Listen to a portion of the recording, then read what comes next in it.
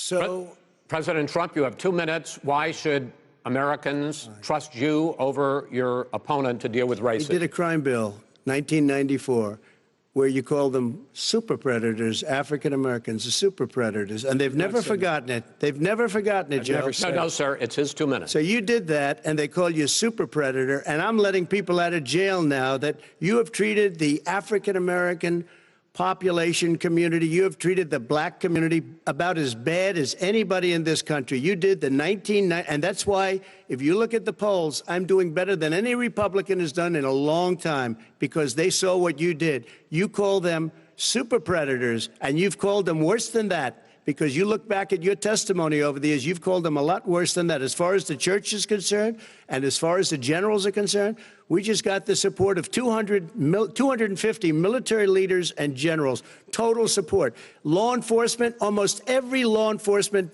group in the United States. I have Florida, I have Texas, I have Ohio, I have Portland. The sheriff just came out today and he said, I support President Trump. I don't think you have any law enforcement. You can't even say the word law enforcement, because if you say those words, you're going to lose all of your radical left supporters.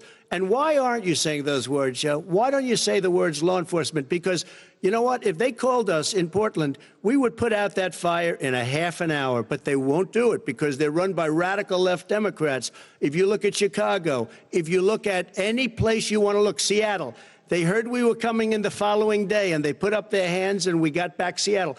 Minneapolis, we got it back, Joe, because we believe in law and order, but you don't.